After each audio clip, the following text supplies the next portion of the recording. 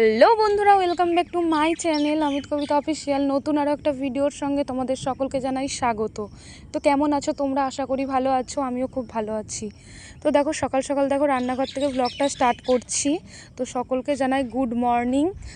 তোমরা হয়তো অনেকেই ভাবছো যে আমি ভিডিওটা অন করে আমি আবার কেন ভয়েস ওভার দিচ্ছি, কারণ তখন আমি বুঝতে পারিনি। তখন আমি অবশ্যই ভিডিওটা করেছিলাম, তারপরে কিছু আওয়াজ শোনা যাচ্ছে, ভীষণই খারাপ আওয়াজ। কারণ আমাদের এখানে শান্তিপুর জানোই তোমরা, তাঁত বনে, তো তাঁতের ভীষণই আওয়াজ শোনা যাচ্ছে, তার জন্য আমি ভয়েস ওভারটা দিলাম। আর দেখো সকালে আমি গরম জল খেয়ে নিচ্ছি, কারণ আমার সকালে উঠে ঠান্ডা জল খাওয়া বারণ। আর এখানে দেখো চাটা আমার কমপ্লিট। তো চলো তোমাদের দাদাভাইকে চাটা দিয়ে আসি। তো দেখো চা আর বিস্কুট একসাথেই দিলাম। আর এই যে এখানে চাটা রয়েছে, এটা আমি ঢেলে নেব। আর যে চাটা দেখলে ওটা হচ্ছে বাবাকে দিয়ে এসেছিলাম। তো এই দেখো এখানে আমি চাটা ঢেলে নিচ্ছি।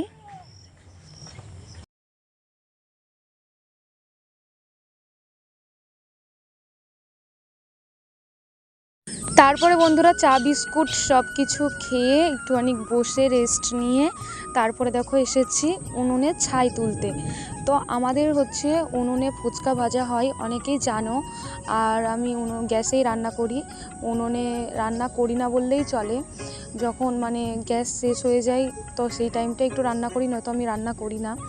তো দেখো আমি এখানে ছাইটা তুলে নিচ্ছি।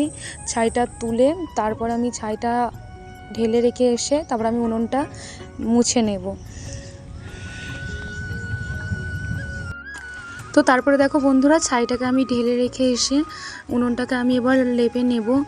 তো তোমরা তো জানোই আমরা গ্রামে থাকি, আর আমাদের প্রতিটা দিন এই সংসারে এই যাবতীয় এই কাজকর্মই করতে হয়।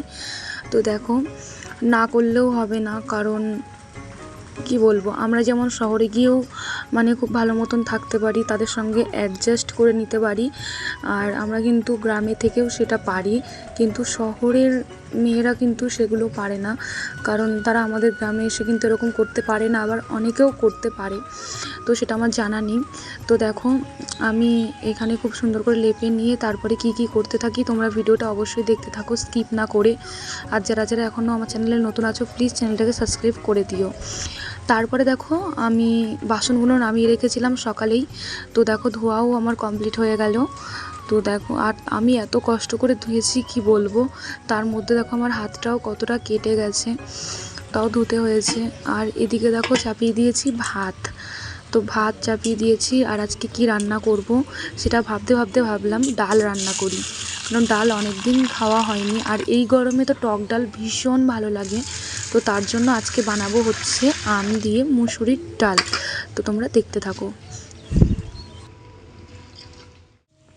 আর দেখো করব হচ্ছে দুটো ডিম ভাজা অঙ্কিতের আর অঙ্কিতের পাপার জন্য। আর এই দেখো এই আমটা এনেছে, অনেকটাই বড়, ফোনে কিন্তু অতটা বোঝা যাচ্ছে না বড়। তো তারপরে ভাবলাম দেখো ডাল আর ভাতটা চাপিয়ে দিয়ে ব্রাশটা করে নিই, কারণ সকালে ব্রাশ করা হয়নি, মুখটা ধুয়ে শুধু চা খাওয়া হয়েছিল। আর এখানে দেখো স্নান করে পুজোও দিয়ে দিয়েছি। তো ভাত আর ডাল কিন্তু হচ্ছে, সেই ফাঁকে কিন্তু স্নানও করে নিয়েছি আমি। তো দেখো আর মাথাও এখনও আঁচড়াইনি, তার আগে দেখি ভাতটা উতলে এসে গেছে, আর এদিকে ডাল সিদ্ধটাও আমার পুরোপুরি কমপ্লিট হয়ে গেছে। তো দেখো ডালটাকে একটুখানি আমি গলিয়ে নিয়ে তারপরে আমি জলটা দিয়ে দেব। আর এইখানে দেখো আমও কেটে নিয়েছি, আমি কিন্তু পুরোটা আম দিইনি, অর্ধেকটা আম দিয়েছি, তাই দেখো কতটা হয়ে গেছে। আর ডালটাকে আমি গলিয়ে নিয়ে আমি জলও দেখো দিয়ে দিয়েছি। তো চলো পরে আবার তোমাদের সঙ্গে কথা হচ্ছে।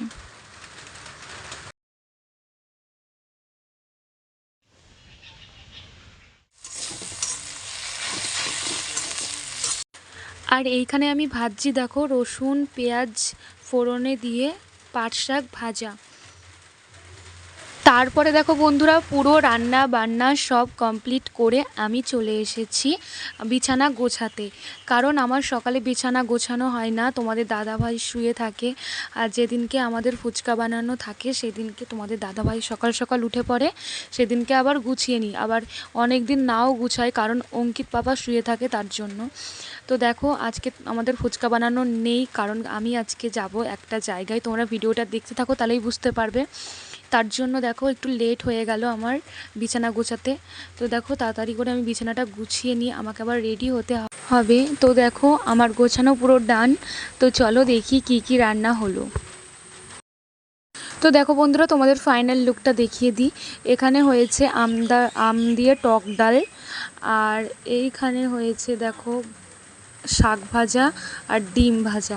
ডিম ভাজাটা এর উপরে রেখে দিয়েছি, কিছু মনে করো না, স্কিপ করে যাও। তারপরে দেখো রেডি হয়ে আমি ফাইনালি বেরিয়ে পড়েছি। তো তার আগে তোমাদের সঙ্গে কিছু শেয়ার করা হয়নি, কারণ তাড়াতাড়ি করে আমি রেডি হয়ে নিয়েছি, কারণ বড় মা এসে দাঁড়িয়েছিল কানলা ঘাটে। আর আমার পাপা দেখেছো কতটা খুশি ও দিদুনকে পেয়েছে। তো চলো বাড়ি গিয়ে আবার তোমাদের সাথে কথা হচ্ছে। আর তোমাদের দাদা ভাই আমাকে দিয়ে গেছিলো কানলা ঘাটে, তো ও ঘাটের ওই পারে দিয়ে গেছিলো। তো এই পারে আমার বড় মা দাঁড়িয়েছিল। তো আমরা বেরিয়ে পড়েছি। তো চলো বাড়ি গিয়ে আবার তোমাদের সাথে কথা হচ্ছে। আর আমরা এখন চলে এসেছি কানলা বিশালে। তো বিশালের সামনে দিয়ে যাচ্ছি। তো কদিন আগে ঢুকেছিলাম, তো সেটার কথাই মনে পড়ে গেছে, তার জন্য ভাবলাম একটু ভিডিও করে নিই। তো বন্ধুরা এইমাত্র এলাম বাড়িতে।